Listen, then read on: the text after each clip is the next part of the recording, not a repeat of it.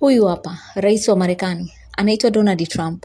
Rais mwenye maneno kede kede, asiyeishiwa maneno. Siku hii ya leo amejitangazia ushindi kwamba ameweza kuidondosha serikali ya Iran, yani ameweza kubadilisha serikali ya Iran. Lakini pia akatoa azma yake ambayo anatarajia kuifanya ndani ya Iran, ambayo anatamani kuifanya ndani ya Iran. Sasa hebu nisikilize. Kwanza mimi ninaitwa Robin Rachel kutoka Robin Media. Donald Trump leo amenukuliwa akisema kwamba tayari ameshaubadili uongozi wa Iran. Wakati wanaanzisha hii vita, Israel na Marekani waliiambia dunia kwamba nia kuu ni kuubadili uongozi wa Iran, kwa sababu uongozi wa Iran ni wa kidikteta, unawanyima uhuru wananchi wao. Hivyo wao ni wakombozi, wanaenda kuwakomboa wananchi wa Iran wawe huru kutoka katika uongozi ambao unawafanyia udikteta, na wakawaomba wananchi wa Iran watoke barabarani kuupindua huo uongozi. Kuna habari za kunyanyapia zinasema kwamba kumbe wakati wanasema kwamba wananchi wa Iran watoke barabarani kuupindua uongozi, kumbe kuna tuhuma walishaandaa vikundi vya kigaidi ndani ya Iran, walikuwa wanavitegemea vyenyewe ndo vianzishe fujo ya kupindua uongozi. Nafikiri mnafahamu kwamba wananchi wenyewe hawawezi kupindua uongozi. Wananchi wa Libya tu hawakuweza kupindua uongozi wenyewe mpaka Wamarekani walipoingiza majeshi ardhini. Umenielewa? Lakini wananchi wa mataifa mengi hawawezi kupindua mpaka kuwe kuna nguvu ardhini inaingia ya kijeshi. Na hawa walikuwa hawana nguvu ardhini ya kijeshi, walikuwa na nguvu ya angani tu, wanarusha makombora. Alafu wakasema wananchi pindueni serikali. Je, wananchi watapindua serikali kwa mikono? Ni wazi hapana. Kumbe habari au tuhuma zinasema kumbe walisha andaa magaidi yao ndani ya Iran. Ndani ya Iran kuna makundi mbalimbali ya kigaidi ambayo Iran kwa muda mrefu wamekuwa wakituhumu Marekani na Israel wanayafadhili makundi kama ya Wabaluchi, makundi ya Wakurdish na kundi la Mujahideen of Iran. Umeelewa? Wamekuwa wakituhumiwa kufadhiliwa na Marekani pamoja na Israel. Kwa hiyo kumbe tayari watu walishasukwa, magaidi yenye mabavu yalishasukwa yakapewa silaha nzito, kwamba Marekani wakianzisha vita ya angani na Israel, wao huko ardhini wamalize mchezo. Alafu Marekani na Israel vyombo vyao vya habari vingeturipotia kwamba wananchi ndo wamepindua serikali. Kumbe ndani yake kuna magaidi yaliyofadhiliwa ili yapindue serikali na mitutu ya bunduki. Kingefuata nini? Kingefuata vita ya wenyewe kwa wenyewe, wa Iran kwa wa Iran. Kwa sababu hii serikali kama ingepinduliwa na hayo makundi ya kigaidi yanayofadhiliwa, yanayotuhumiwa kufadhiliwa na hawa wazungu, maana yake ni kwamba hii serikali isingekubali, kwa sababu wana kikosi chao kizuri kabisa cha kijeshi cha IRGC, maana yake kingeanza kupigana ardhini na hayo makundi ambayo yanafadhiliwa na wazungu. Kwa hiyo kungetoka vita ya wenyewe kwa wenyewe. Unataka kufahamu nini kingefuata baada ya vita ya wenyewe kwa wenyewe kutokea? Ambacho kingefuata sasa ndo Marekani angepeleka jeshi la ardhini kusema kwamba anaenda kuisaidia Iran katika vita ya wenyewe kwa wenyewe, kupeleka demokrasia. Hiki kilifanikiwa Syria. Nadhani mnaifahamu Syria ina makundi tofauti tofauti ya watu wenye silaha. Kwa kilifanikiwa Syria kwa urahisi mwaka 2011. Marekani waliweza kuingiza majeshi Syria kwa kisingizio kwamba kuna vita ya wenyewe kwa wenyewe. Walitaka wafanye hivyo na Iran. Safari hii wazungu wenyewe wanakuambia they started a war with the wrong country, yani wameanzisha vita na nchi ambayo sio, wameingia cha kike.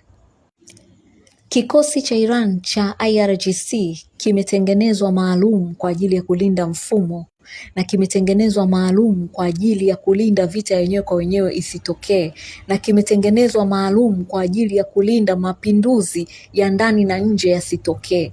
Kwa maana hiyo michezo iliyochezwa na hawa wazungu ikawa imegonga mwamba, kwa sababu kikosi cha IRGC kikaweza kuzima zile nguvu zote za magaidi kwa ndani, na waliotoka barabarani wakawa ni wananchi kwa ajili ya kuunga mkono serikali yao, na sio tena wale magaidi waliokuwa wameandaliwa. Na habari zinasema safari hii waliandaliwa, yani ile kinomanoma, kutokana na kwamba nafikiri mnafahamu mwezi wa kwanza waliandaliwa wakaingia katika maandamano. Raia wakatoka kuandamana, wao wakaingia ndani ya maandamano wakajichanganya. Sasa unaambiwa safari hii kwa sababu ilikuwa ni vita ndio inaanzishwa, basi waliandaliwa kinoma noma. Lakini kikosi cha IRGC kiliwashughulikia kisawasawa. Mimi ni mwanahabari, sitakiwi kuwa upande wowote katika kuripoti habari zangu, lakini pia mimi ni Mwafrika ambaye mataifa yetu ya Afrika yamepitia hii michezo mingi sana ili tuibiwe mali asili zetu.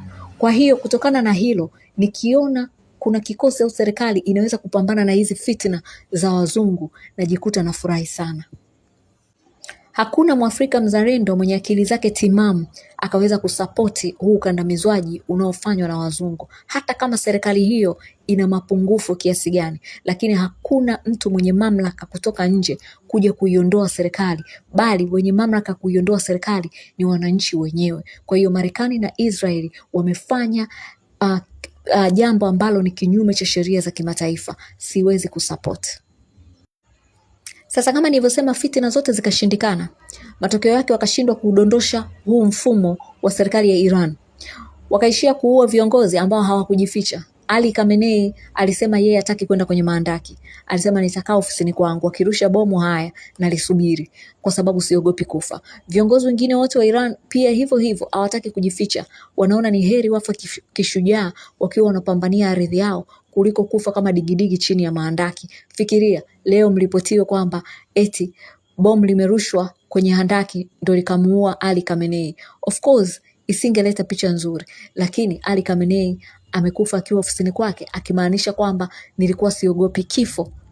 Sasa kutokana na hiyo, kama nilivyosema, wameishia kuua viongozi, wameshindwa kudondosha mfumo wa serikali yao. Wamemuua Khamenei mzee, kaibuka Khamenei kijana zaidi. Na vita haikijasimama, hata kama amiri jeshi mkuu ameuawa pamoja na makamanda wake. Vita inaendelea na sasa hivi ni mwezi, na Marekani sasa ndo ambao wanataka vita hii iishe, kutokana na kwamba wameshindwa kutimiza azma yao ndani ya mwezi mzima.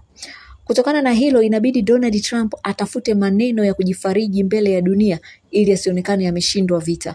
Na neno hilo ni kuiambia dunia kwamba nimefanikiwa kuubadilisha uongozi. Sasa hivi kuna uongozi mwingine. Umefanikiwa kubadilisha uongozi gani wakati uongozi unaoongoza Iran ni ule ule uongozi wa Kiislam, serikali ya Kiislam ya Jamhuri ya Kiislam unaolindwa na kikosi cha IRGC? Umebadilisha uongozi upi? Mlituaga kwamba mnaenda kuung'oa uongozi wa Kiislam pale Iran na kukipiga kikosi cha IRGC ili muweke serikali mpya. Tena kuna mtu wenu ambaye mlikuwa mmemwandaa, Reza Pahlavi, ili akakae pale kama kibaraka wenu mtiifu. Iko ndio tulichoahidiwa na wa Marekani kwamba wanaenda kuondoa uongozi mzima. Sasa wameshindwa kuondoa uongozi, ameingia Khamenei kijana. Wanatuambia tumefanikiwa kumbadilisha kiongozi. Ndio yale yale waliotuambia kule Afghanistan kwa miaka 20 kwamba tunaenda kuondoa uongozi wa Taliban. Baada ya miaka 20 wanakaa chini mezani na Taliban wale wale pale Doha, Qatar, wanasaini nao mkataba kuwakabidhisha nchi yao.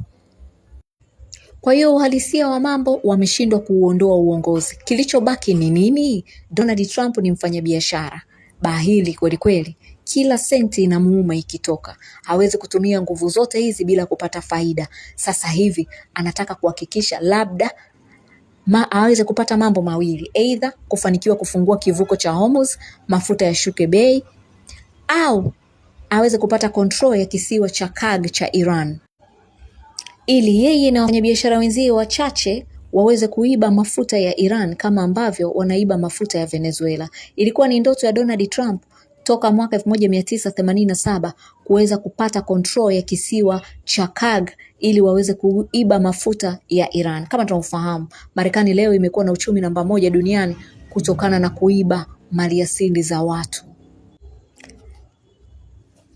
Miaka ya 80, vita ya miaka 8, Marekani waliwasapoti Iraq, lakini walishindwa kufanikiwa kukiteka kisiwa hiki cha Karg.